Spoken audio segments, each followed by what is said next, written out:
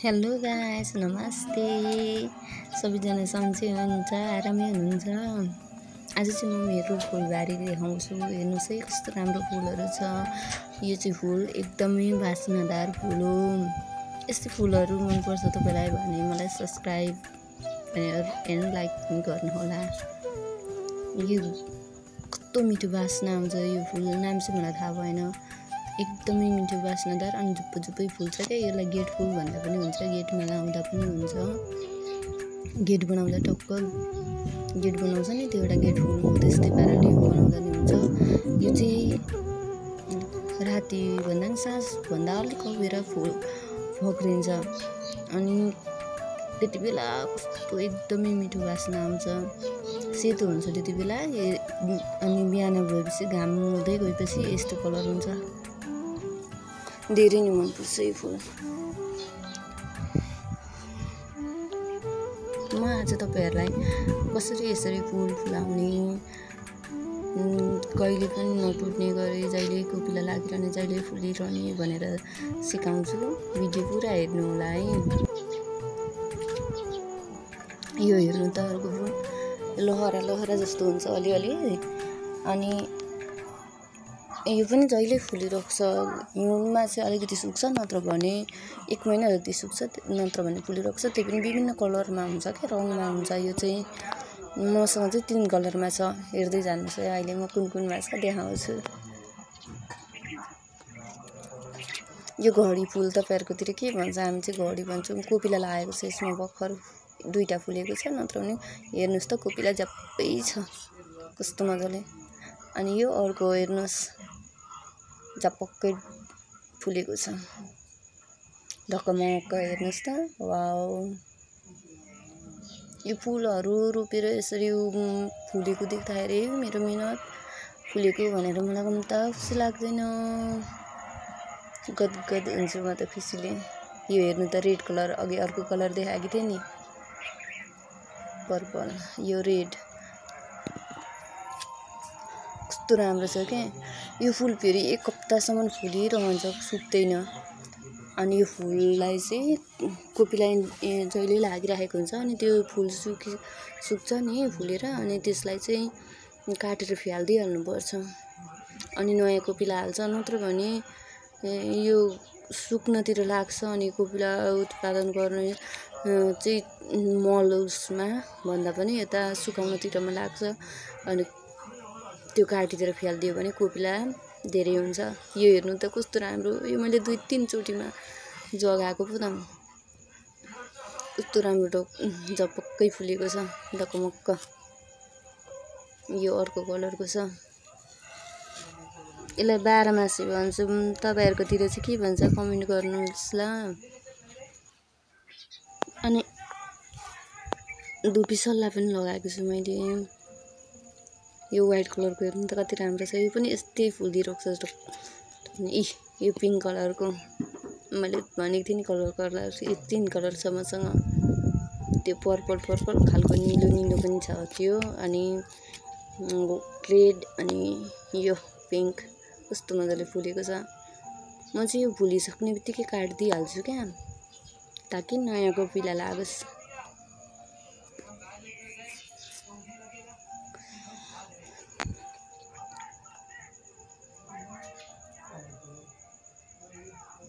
कस्तो राम्रो फुलेको छ है। कमेन्ट गर्न चाहिँ नबिर्सिनु है, कुन फुल मन पर्यो भनेर। यो पनि 12 मासे फुल्छ। मसँग धेरै जसो 12 मासे फुल्ने फुलहरू छ। फुलिरहोस् जहिले भनेर म जहिले गर्छु। अनि यो बर्खाको यसलाई मल चाहिँ कहिले दिने भने नि पोख्नुहोस् है, म भन्छु। यो हेर्नुहोस्, ग्यान्थङमा एउटा फुलिसकेको छ अनि त्यसपछि कोपिलाहरू लागेको छ। कति फुलहरू त पहिला पनि फुलेर दियो, त्यति बेला भिडियो बनाउँछु भन्दै थियो, त्यतिकै भयो। यसमा हेर्नुहोस् त, यो पत्ता भएको यो फुल्छ पनि अरे, तर मैले फुल देखेको छैन। यो फर्स्ट टाइम लगाएको। सानो हुँदाखेरि त सानो थियो, मलाई यस्तो राम्रो हुन्छ जस्तो लागेको थिएन। त्यही पनि रोप्छु भनेर रोपेको कस्तो राम्रो क्या। अहिले त यो पत्ताहरू अनि यो पानी हाल्नुपर्छ कि माथिबाट पत्ताबाट तुरुर धारो जान्छ, कस्तो राम्रो लाग्छ।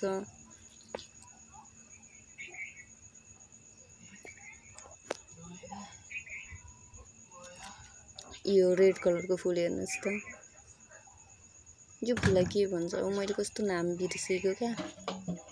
तपाईँहरूलाई थाहा छ भने भन्नुहोस् ल। कोपिला लागेको छ यो पनि। यस्तो फुलहरूलाई चाहिँ क्या रोपिसकेपछि जब जागो अब चाहिँ मर्दैन भन्ने भएपछि हाँगा हाल्छ नि, अनि त्यसपछि यसको टुप्पो चाहिँ काटिदिनुपर्छ कि। टुप्पो काटिदियो भने तलबाट अरू हाँगा हाल्छ यसले, नत्र भने सिलिक्क भएर एउटै लाइनमा मात्रै जान्छ, हाँगा हाल्दैन। कम हालिहाले पनि एउटा हाँगा हाल्छ। यिनीहरू यो फुल हेर्नु चाहिँ गोदाबारी कार्तिकमा फुल्ने अहिले कोपिला लागेको छ। यो फुलहरू, यो फुल छ नि यो रेड कलरको, रेड वाइट, यो पनि बाह्रैमासे फुल्छ। नाम चाहिँ मलाई थाहा छैन। कुनै फुलमा पनि कोपिला लागिरहेको छ। यो येल्लो कलरको फुल छ, सनफ्लावर जस्तै, कस्तो राम्रो फुल्छ। तर पहिला मासेको थियो अनि अहिले फेरि यो मम्मीले ल्याउनु भएको है। यो पिङ्क कलरको झुप्पु फुल्छ रोज फुल। यसमा पनि हेर्नु त, यो सिलिक्क गएको थियो, मैले यसको टुप्पो काटिदिएपछि यसरी हाँगा हालेको। त्यही भएर मैले जानेको अनजानेको कुरा हजुरहरूलाई भनेको। अहिले कति धेरै कोपिला लागेको छ, हाँगा पनि कति धेरै हालेको छ। यो रेड कलरको हेर्नुहोस् त रोज, सानो सानो कस्तो राम्रो हुन्छ, झुप्पै फुल्छ। यो फेरि कहिल्यै टुट्दैन। यो फुलिसक्छ नि म काटिदिइहाल्छु, अनि यो फुलिसकेको हाँगा पनि काटिदिन्छु, अनि तलबाट पलाउँछ क्या। अनि त्यो तलबाट पलाएको चाहिँ अनि त्यसको पनि टुप्पो चुडिदिनुपर्छ, अनि हाँगा हाल्छ, अनि माथि गएर यसरी झुप्पै फुल्छ है। वाइट रोजको पनि कोपिलाहरू टन्नै लागेको छ। फुलिसकेपछि म काटिदिइहाल्छु जब ओइलाएर सबै फुल झर्छ नि। अनि यो रेडको पनि कोपिला लागेको छ, मैले त्यो फुलिसकेको चाहिँ काटिदिएँ।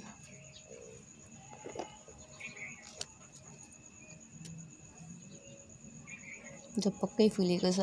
रोज पनि टुप्पोमा जान्छ र नि कोपिला लाग्छ, अनि त्यो झप्पै फुल्छ क्या।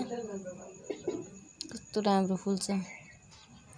अनि यो फुललाई चाहिँ मल कहिले दिने भने नि वर्षमा एकचोटि दिँदा हुन्छ क्या। केही औषधिहरू पनि केही हाल्नु पर्दैन। जब यो बर्खा सकिन्छ नि, असोज मङ्सिरतिर मल गाईको होस् या बाख्राको जुत्तो, त्योसँग यो गमलाको माटो निकालेर मजाले मिक्स गर्नुपर्छ। अनि जुत्तो हाल्यो भने चाहिँ 1 वर्षसम्म हुँदो रहेछ। त्यो चाहिँ लङ टाइमको लागि हुँदो रहेछ। बिस्तारै मल हुँदो रहेछ, जुत्तो चाहिँ मल हुँदो रहेछ। अनि 1 वर्षसम्म पुग्छ। मजाले माटोमा मिक्स गरेर अनि त्यो फुल रोपेर फेरि गमलामा हालिदिनुपर्छ। त्यो फुल उखाल्दा पनि भयो, नत्र उखालेर सबै माटो निकाल्दा नि भयो, नभए फुल जति जग्गा चाहिँ राख्दा हुन्छ। त्यसो गर्यो भने मजाले जरामा पुग्दैन, तर सबै माटो मिसायो भने चाहिँ जरामा पुग्छ।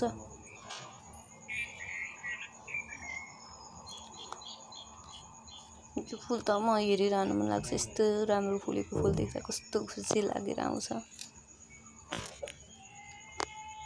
सबै फुलहरू फुलेको देखेर दङ्ग पर्छु म त।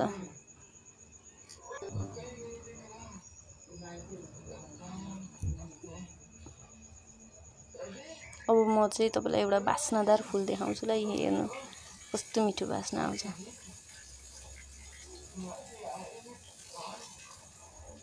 यो पनि मैले धेरैचोटिमा जगाएको हुँ। यसको मैले टुप्पो नकाटिदिएकाले माथि 2टा हाँगा मात्रै भएको छ क्या, अनि त्यही भएर मैले भनेको। यो पिङ्क कलरको घन्टी फुल, वाइट पनि छ, त्यहाँ अघि थियो फुलेको छैन। त्यो वाइटको चाहिँ कोपिला लागेको छैन, अर्को खालको एक खालको चाहिँ फुलेको थियो। यी झुप्पे कोपिला लागेको छ रोजमा। अनि मेरो फेभरेट फुल भन्छु ल म कुन हो। हजुरहरूलाई चाहिँ कुन मन पर्यो, कुन फुल धेरै राम्रो लाग्यो भन्नुहोस् ल। अनि सब्सक्राइब र लाइक पनि गरिदिनु होला, ताकि म यस्तै भिडियोहरू अरू बनाउन सकौँ। यो फुल हेर्नुहोस् त कस्तो राम्रो लागेको, बेस्ट फुल। धेरै धेरै धन्यवाद मेरो भिडियो हेरिदिनु भएकोमा। Thank you.